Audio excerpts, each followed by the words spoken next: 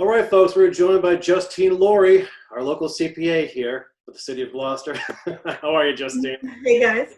Good, how are you? I can't imagine how busy you are, not only because it's tax season to begin with, but with a pandemic, now you're home with the kids all the time. How are you Yep. coping these days? I'm okay. I have some extra time now since the deadline was extended by 3 months. So that is working in my favor, though I don't want to be doing tax returns in the summer. So I am trying to still get as much done as I can. But you have a lot more work with, I understand you're trying to help people, small businesses, and citizens understand these series of loans, and maybe they're not loans coming from the federal government and the state, right? Right. And a lot of the information coming out is confusing. They're trickling the information kind of piecemeal. And then alternatively, I have a lot of people scrambling to catch up on their tax return filings so they can get that stimulus check. Right. So let's start with, can we start with the stimulus check? We can. Because I don't understand it that well. Could you help all of us understand? Sure. To the best that I understand it. Each individual or married couple will get $1,200 each. And then for each child, there'll be an extra $500 payment. They are basing the payout on your income. And for an individual, the income threshold is you had to have made under 75,000, and then for a married couple that doubles to 150. And there's a phase out. So for an individual, you can make up to $99,000, and then again doubled for a married couple. And the credit you get will just be phased out to a smaller amount and then phased out to zero once you reach that $100,000 income threshold. And how is it being distributed, Justine? So there's a couple kind of moving pieces with this. First of all, it is based off of your 2019 tax return, adjusted gross income. If you have not filed your 2019 tax return, it's based off of your 2018 return.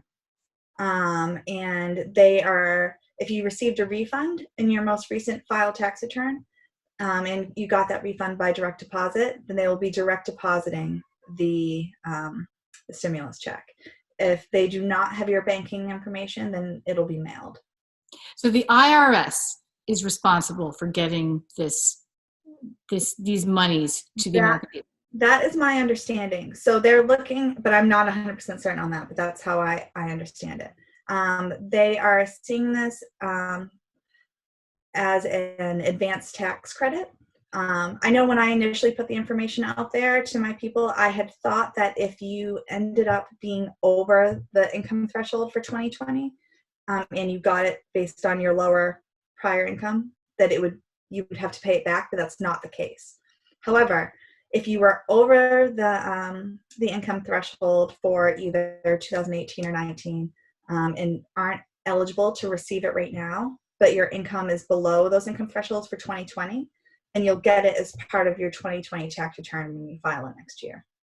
So what about an individual who's making $24,000 or less a year? Someone who's probably receiving, WIC, part of the WIC program.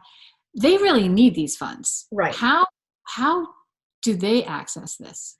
So assuming that they have filed a tax return, either in 2018 or 2019, then they will just receive it, is my understanding. They will either get it by direct deposit, if that was how they received their refund previously, or it'll be mailed to them. Okay.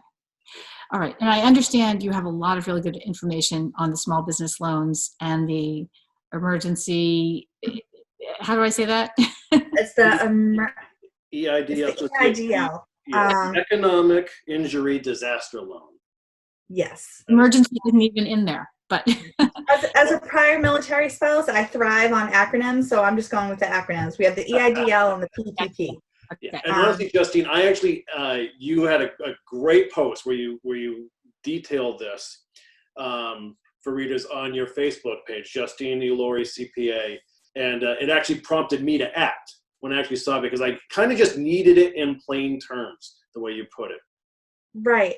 And it's confusing, and and even that is still confusing to everyone. And, you know, I am part of a community of CPAs, and we're all kind of grappling, trying to wrap our heads around this, because the information that's been released isn't complete. It's coming out piecemeal. The information kind of changes a little bit day by day.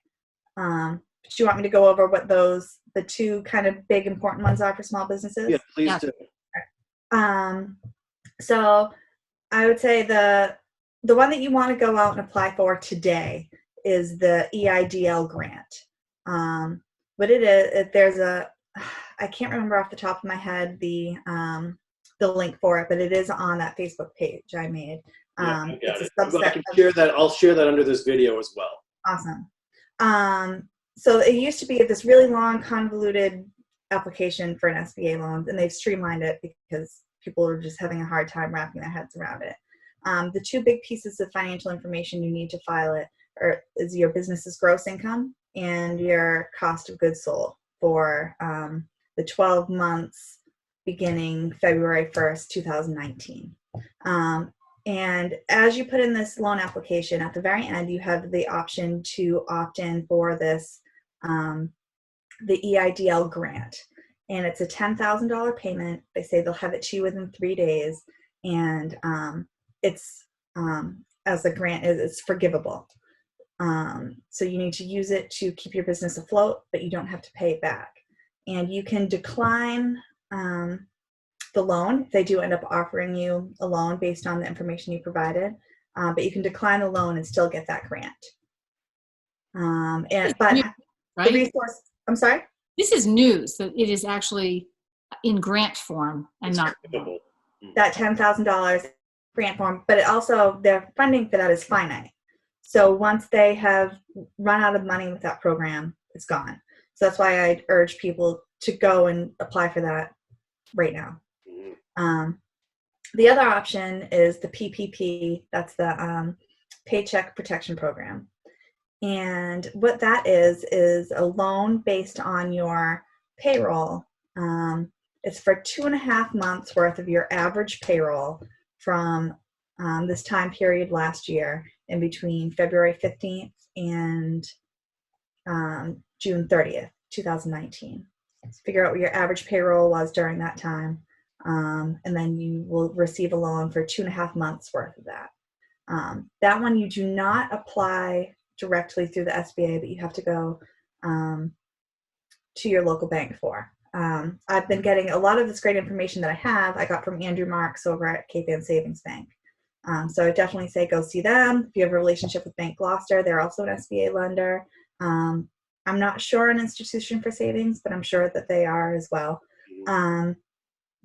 But with the PPP loan, if you use it to pay payroll between now, over an 8-week period, between February 15th and, so June you can 30th. start retroactively, between February 15th and June 30th, then that loan will also be forgiven.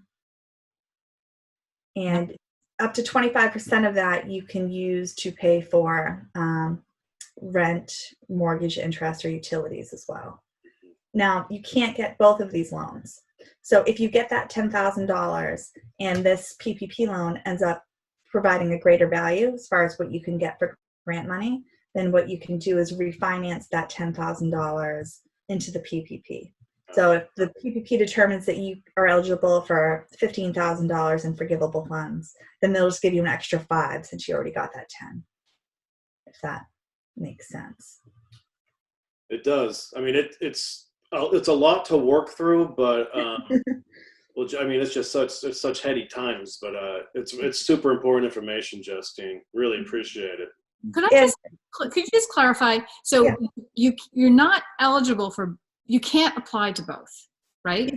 You can apply to both. Apply to But both. if you get the EIDL, you have to refinance it into the PPP.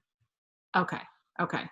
And so you're limited to, you can't get the $10,000, and all right. If you're eligible for 15,000 with the PPP, you can't get the 10,000 and the 15. You'll just get the 15. So if you've already gotten the EIDL, then they'll just give you an extra 5. I see. Yeah. And now that first $10,000 is forgivable pretty much no matter what. This doesn't have the same stipulations that the PPP does to be used 75% on payroll. Mm-hmm. But if you do not get the full loan amount forgiven, it is, see, this is one part they've changed. It was originally a 10-year loan at 4%. They're now saying it's a 2-year loan at like 0.2% or something crazy like that. Right. And either way, if it's no interest and no payments for the first 6 months. So even if you don't use it for payroll, it's a really good low-cost use of emergency money to keep you afloat.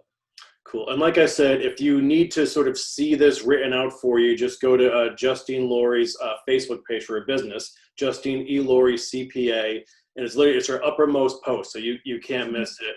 And the link is there too, and then we'll provide that here as well. So, Justine, I mean, I know you're going to be swamped, but as things happen, like if you have news to share, absolutely, feel free to hit me up, and we can talk some more about this. Yeah, this I'm is sure it will change. Yeah, right. We've been trying to figure it out for about a week now, so so thank you so much for doing this. Yeah, I'm happy to.